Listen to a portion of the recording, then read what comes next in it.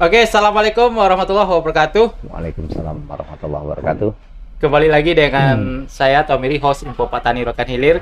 Saat ini saya sudah berada di studio yang sangat sederhana ini bersama narasumber yang tak asing, tapi sangat luar biasa, yaitu beliau adalah Pak Alkafi Sutikno, Ketua KTNA Kabupaten Rokan Hilir. Pak, apa kabar Pak? Alhamdulillah, sehat walafiat ya. Alhamdulillah sehat. Jadi Alhamdulillah. pada kesempatan kali ini adalah merupakan podcast yang ke-11 11 atau series ke-11 ya, Info Petani Rokan Hilir, di mana kali ini kita akan mengangkat sebuah tema yang sangat luar biasa, sangat menarik sekali, yaitu peran KTNA dalam menumbuhkan petani milenial di kalangan santri. Sangat luar biasa sekali, karena ini program yang tidak pernah baru-baru, tapi ini sangat luar biasa sekali saya kira untuk kita motivasikan, karena selama ini petani kita banyak dari kalangan yang kolonial, Pak. Iya. Kalangan kolonial. Jadi kali ini kita akan mengembangkan di kalangan milenial melalui santri-santri pelajar itu, Pak ya. Oke, ini Pak Alkafi. Iya. Kita sudah sama teman-teman itu lagi menyaksikan. Sebelum kita lanjutkan, bisa perkenalkan singkat tentang profil Bapak? Iya. Bismillahirrahmanirrahim. Assalamualaikum warahmatullahi wabarakatuh. Waalaikumsalam. Selamat sore dan salam sejahtera kita semua. Perkenalkan, nama saya Alkafi Sutikno, Ketua Kontak Tani Nelayan Andalan Kabupaten Rokan Hilir dan Ketua Bidang Lingkungan Hidup dan Kehutanan KTNA Provinsi Riau. Kemudian saat ini kita berada di studio podcast Info Petani Rokan Hilir. Mungkin akan berdialog sekitar tentang pertanian santri milenial. Ya, sekedar itu mungkin perkenalannya, nanti kita lanjutkan di acara podcast ini. Sebenarnya masih banyak ya. Pak Alkafi ini dia selaku Ketua KTNA, Kontak Tani Nelayan Andalan Kabupaten Rokan Hilir, yang sangat luar biasa energik, juga menginspirasi bagi masyarakat tentunya, terutama di instan pertanian dan kalangan milenial gitu. Tetapi beliau ini juga salah satu penggiat lingkungan, Pak ya. Penggiat lingkungan atau proklim yang saat ini di Sumatera ini salah satunya yang mendapat penghargaan tingkat nasional sebanyak 2 kali ya. Tahun berapa itu kemarin, Pak? Tahun 2012 itu proklim utama nasional. Saat itu hanya 6 proklim di Indonesia. Kita termasuk di luar Jawa dan Bali. Berada di Sumatera, Sumateranya di Riau, Riaunya di Kabupaten Rokan Hilir, Kabupaten Rokan Hilirnya di Kecamatan Rimba Melintang, Rimba Melintangnya di Desa Muktijaya. Desa Muktijaya, luar biasa sekali. Itu tahun 2012. Kemudian pada tahun 2020, program Kampung Iklim Muktijaya itu menjadi proklim lestari nasional. Dan itu wajib membina 10 proklim yang lain. Itu tahun 2020. Berarti implementasinya proklim itu tumbuh ya, subur di Rokan Hilir. Iya. Kemudian perlu diketahui juga, untuk di Riau, proklim nasional terbanyak itu ada di Rokan Hilir. Bahkan mungkin di Sumatera itu terbanyak proklimnya itu ada di Rokan Hilir. Sangat luar biasa sekali. Dengan kreativitas dan aktivitas yang dilakukan oleh beliau, sehingga membawa nama baik Kabupaten Rokan Hilir tentunya di bidang program Kampung Iklim. Nah, kita sedikit sini Pak, karena tema kita hari ini adalah santri tani milenial. Ini bagaimana nih peran KTNA nih? Saat ini KTNA Rohil sedang masuk nih ke pondok-pondok nih. Gimana ceritanya ini? Jadi kebetulan saya itu juga selain di KTNA, saya juga selaku pendidik juga untuk tenaga pendidik di sekolah-sekolah, baik sekolah formal maupun non formal. Di non formalnya ada pendidikan kesetaraan, paket A, paket B, paket C. Di formalnya mungkin kita juga mengajar di Madrasah Aliyah.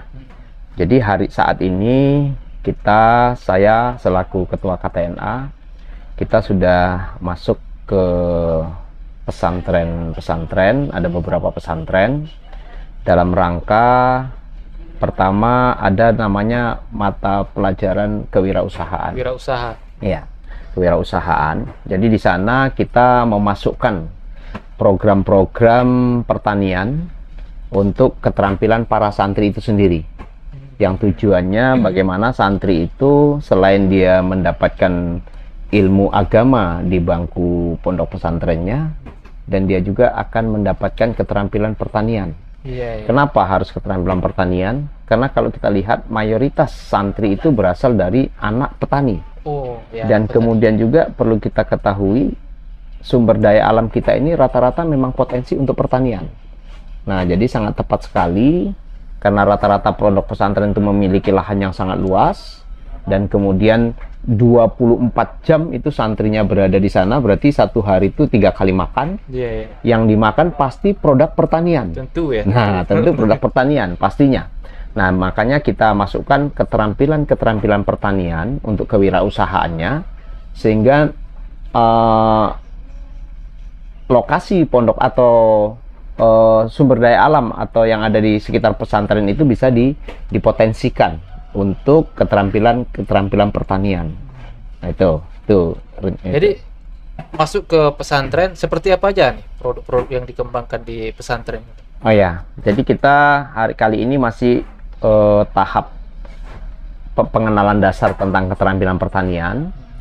Jadi di sana para santri kita ajarkan bagaimana mengolah tanah, bagaimana membuat pupuk organik, bagaimana berbudidaya, dan kedepannya bagaimana pengolahan hasilnya. Ya, sampai ke pasca panen gitu ya? Sampai ke pasca panen. Nah, itu cukup di lingkungan pesantrennya saja. Pesantren aja ya? Karena semuanya ada di sana potensinya. Nah, jadi ini kita untuk memasukkan keterampilan-keterampilan pertaniannya di bidang kewirausahaannya, untuk bagaimana santri itu dari mulai ngolah tanah, budidaya sampai pasca panen mereka tahu. Oke. Ya. Ini sangat luar biasa sekali. Berarti selain dari nanti santri ini kan ilmu agama tentunya yang didalami kan. Ya. Setelah nanti dia lulus dari santri itu, dia bisa punya pengetahuan khusus ya di bidang pertanian. Mungkin kembali ke kampung halaman atau ke tempat dia berasal atau keluarga dia sudah mempunyai keahlian khusus ya di bidang pertanian tentunya. Iya. Bisa dapat membantu teknik-teknik budidaya yang cocok mungkin ya di lingkungan keluarga. Iya. Seperti itu ya Pak ya? Iya, jadi kedepannya petani Indonesia itu yang lulusan pesantren, dia menjadi orang-orang milenial yang berakhlak mulia, tapi dia juga bisa berusaha tani. Oh iya, sangat luar biasa. Ini sangat luar biasa. Oke, jadi selain dari itu Pak, apa nih tujuan dari santri tani milenial? Tujuannya gimana? Tujuan santri tani milenial ini adalah pertama, bagaimana supaya santri itu memahami tentang keterampilan pertanian, teknologi pertanian. Nah, kemudian setelah dia paham tentang keterampilan pertanian, dia kembali setelah tidak di pondok pesantren, dia tadi saya katakan menjadi petani Indonesia yang milenial dan berakhlak mulia. Dan kemudian tentunya dia setelah keluar dari pondok pesantren, di samping bisa mengabdikan dirinya di masyarakat untuk hal keagamaan, mereka juga bisa berusaha tani.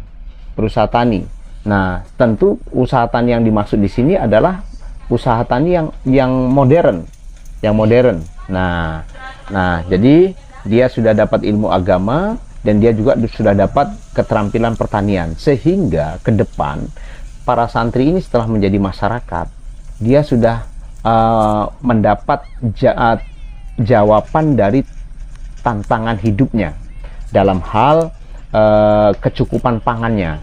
Nah, itu kedepannya seperti itu.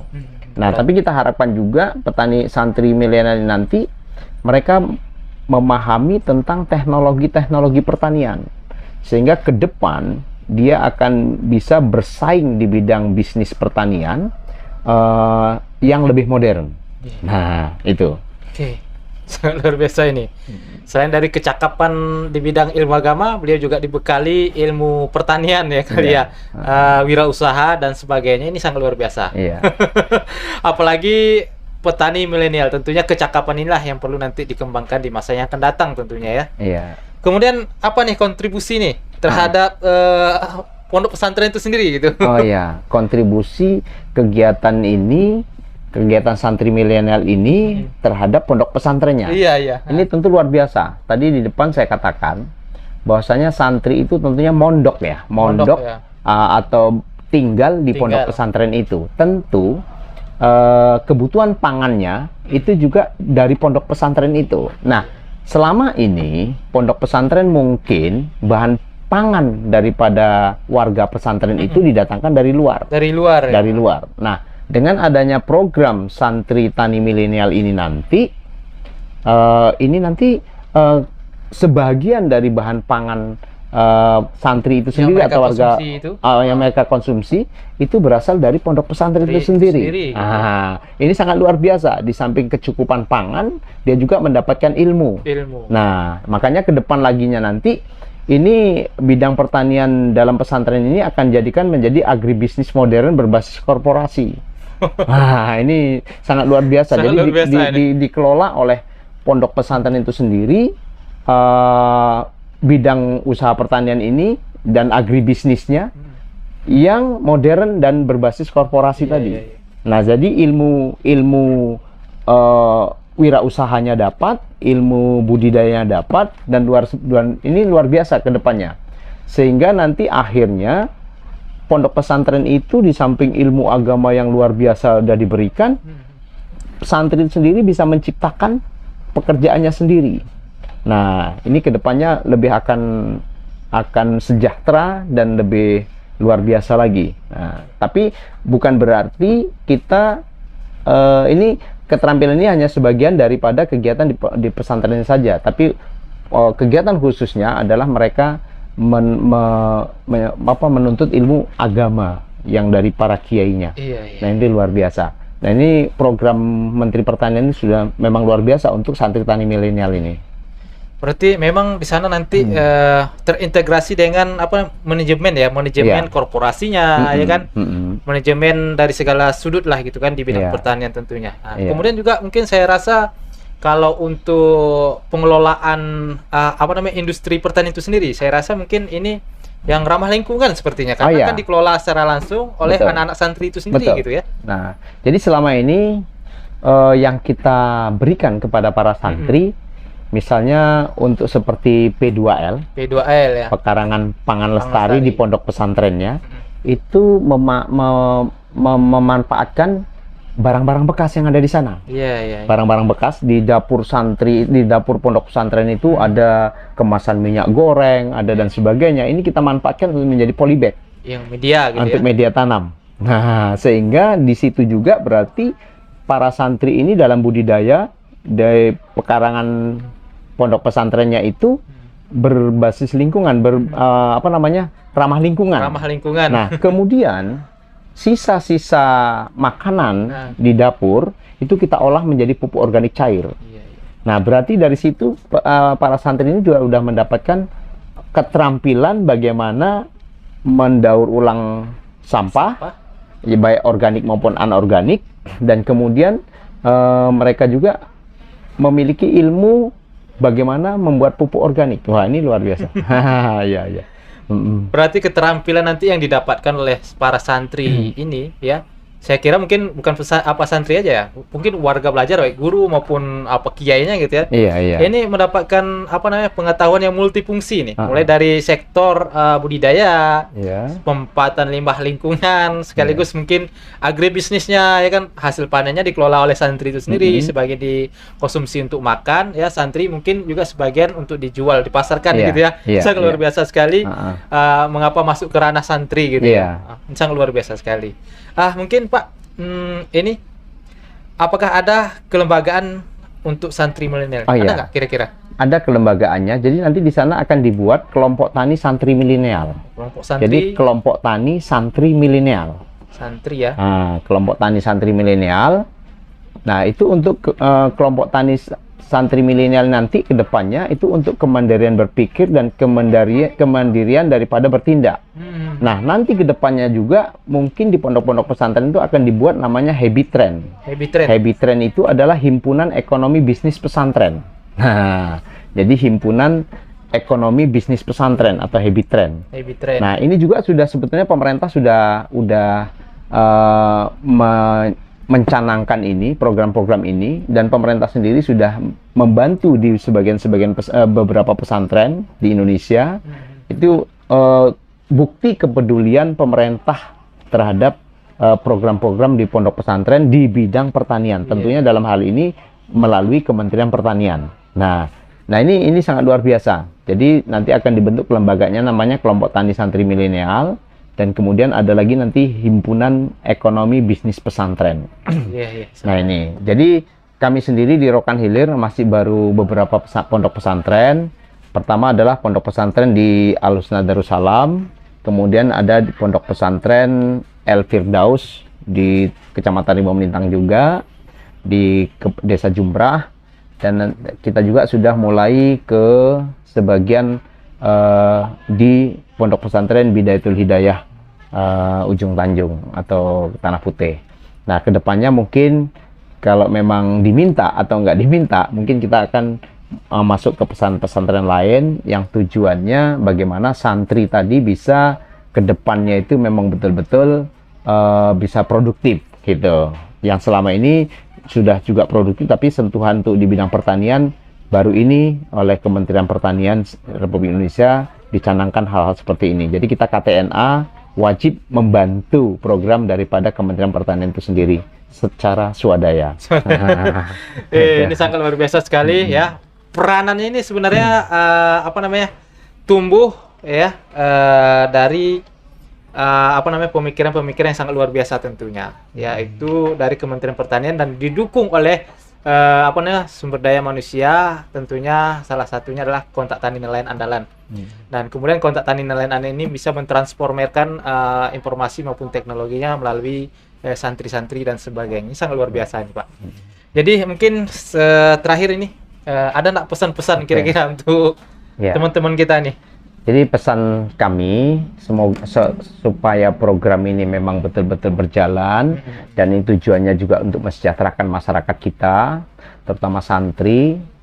Mulai dari santri dia kita latih sehingga nanti kedepannya setelah menjadi masyarakat dia akan menjadi terampil. Jadi harapan kami dari pihak pemerintah sudah memulai daripada membantu program ini. Kami harapkan dari baik itu korporasi atau perusahaan-perusahaan mungkin melalui dana CSR-nya mungkin bisa membantu di pesantren-pesantren terdekat di wilayah kerja perusahaannya, dan kemudian juga mungkin para aktivis, praktisi dan sebagainya mungkin bisa juga memberi pemahaman atau keterampilan di pondok-pondok pesantren, tentunya dengan izin daripada pemangku pondok pesantren itu sendiri atau pimpinan pondok pesantren itu sendiri, sehingga dengan kebersamaan ini kita wujudkan benar-benar bagaimana yang kedepannya santri menjadi betul-betul menjadi kelompok tani santri milenial yang berbasis agribisnis modern dan korporasi,